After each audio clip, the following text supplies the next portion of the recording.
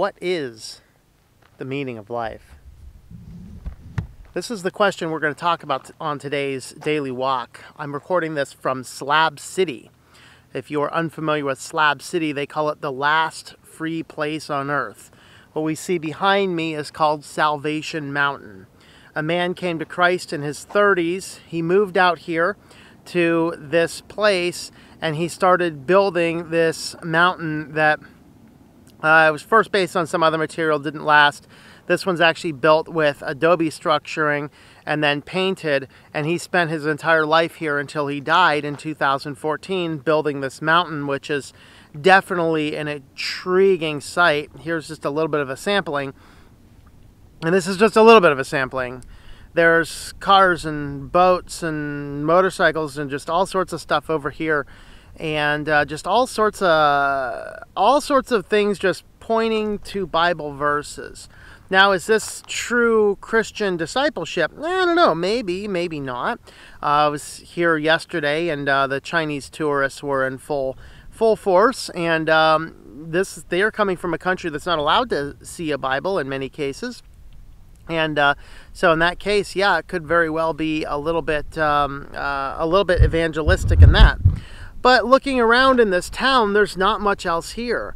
It reminds me in a way of people who are choosing to live in the ways people would be forced to live in many third world nations. And that's really the fact of the matter. And it's not that people are forced out here. It's a lot of it, people are choosing to be out here. I met a gentleman that lives over this direction here. I'll go ahead and pan over. You can kind of see where he's at. It's basically a junkyard. Now, it's a junkyard combined with art. And that's really the part that people are doing.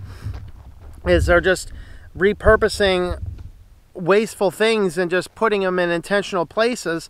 The one guy hadn't left this place, hasn't even gone to a store in 11 years. He just sits around here. Now, this place has become such a touristy place that, you know, they do meet a lot of people. The question is, what are they doing when they do? We, as tourists, come in and meander through all of the junk, which is literally people's houses. And it begs the question, what is the meaning of life? Is the meaning of life to just get out here and just exist? Rush has a fascinating lyric in one of their songs, is it living or just existing? And there's a difference between just existing and living. I talk about this oftentimes in the scope of terminal illness. How long do we want to prolong a person's life who is already knocking on death's door, and we're just going over here putting a little silencer so death can't hear the knock? Okay? Are we living or are we just existing? And that's what my travels are about, is to see the world, to see well, mostly starting with the country. I don't know if we'll go into the world or not. Who knows? Happens. Most of the world's looking kind of crazy right now, like this country. But with all those things being said, is our task just to exist, or is it to do something more? This brought up more ideas as I was walking through town. There is the Church of Enlightenment. It's not a church service you'd probably want to go to. It's a doctor of herbology, acupuncture, and sex therapy. And it's all about, you know, all peace is love and all this kind of stuff. And that's the mantra. It's good, ushy-gushy types of things, but it's not saving faith for that matter. It may give you some warm fuzzies, but doesn't give you a specific direction in life. Otherwise, being nice and being kind, and everyone up here is nice and kind. And that's certainly the principle. But the fact of the matter is, we as people are for more. But what I was thinking about, I was talking to the gentleman up there at the Church of Enlightenment, and it reminded me of the monastic communities. When Rome, a Christian nation, starts battling other allegedly Christian nations as well, and they are all fighting each other, all under the cause and cross of Christ. And it caused a lot of conflict. So all these people are like, I don't want to be part of any of this. And they go off and they join the monastic communities. And they found the old monks. And the old monks would sit up there and they would draw themselves near to Christ, but they were always so isolated, there was no one to pass this knowledge to. So is it our task to build ourselves up for Christ, or is it our task to pass that knowledge on? Well, it's both. This is why Jesus, in his example, he oftentimes retreated alone to pray and build up his relationship with God the Father, but then he came down to work with the masses of the people, and we must do the same.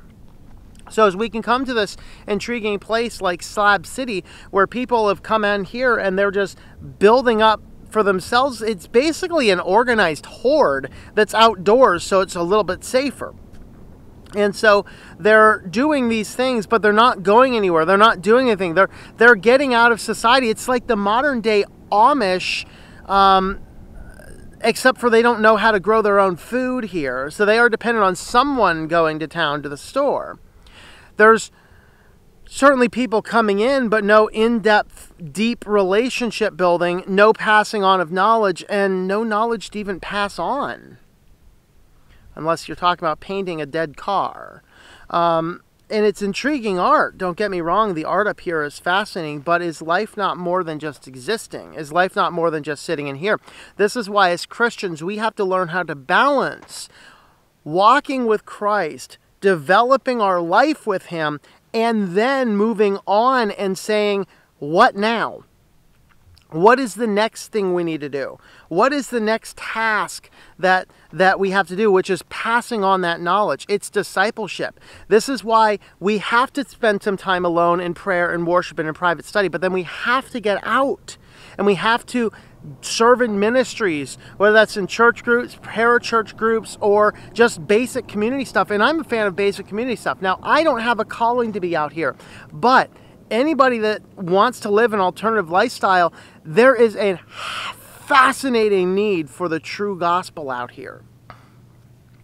Most people out here, it's all about love, love, love. Basically, it's a bunch of hippies. We'll put it that way.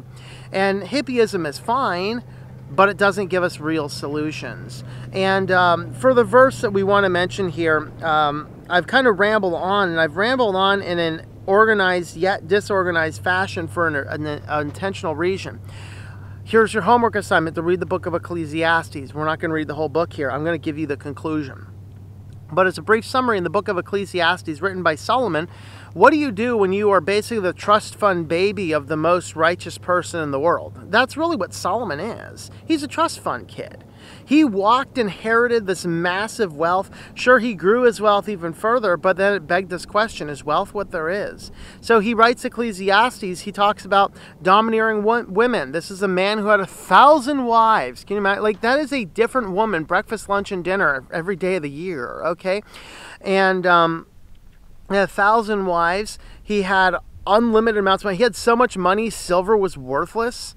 That's a lot of money. When silver doesn't mean anything to you, that's a lot of money. He had the best of foods. He had slaves. He even wrote books. He wrote poetry. He wrote all these things. So he's perpetually seeking. The book of Ecclesiastes is the perpetual seeking, what everybody out here in Slab City is seeking. They're seeking the meaning of life. And he gets to the end. And what does he say about the meaning of life? The end of the book, it says this: the conclusion, when all has been heard, is this: fear God and keep his commandments, because this applies to every person. For God will bring every act to judgment, everything which is hidden, whether it is good or evil. Our meaning of life is to fear God and to serve him. We serve him best, according to our scriptures. We are prepared for good works, which God has prepared in advance for us to do. It says in Ephesians 2:10. Similar sentiments are echoed in the book of Titus, where Paul writes to Titus. He says that we are a people. I find the exact verse here. He gave himself to redeem us from every lawless deed and to purify for himself a people for his own possession, zealous for good deeds. That's verse 2:14, Titus 2:14. So we are created to be zealous for good deeds. We are created to do good works. We are created, as Paul writes in Romans 10, to preach the gospel, because without the gospel being preached, nobody is going to be saved. That is really the meaning of life. It's not to come out here and escape from the hubbub of life.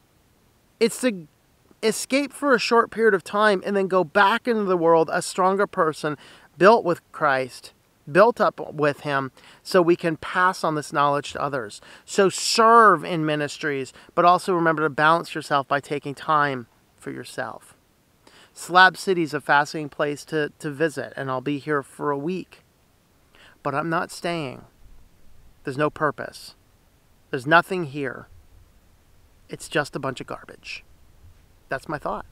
Let me know your thoughts. Visit the website, ourwalkinchrist.com. Check out my new book, which is called Half My Life. You can find it over there on the website. And I hope that you enjoy your daily walk in our Lord.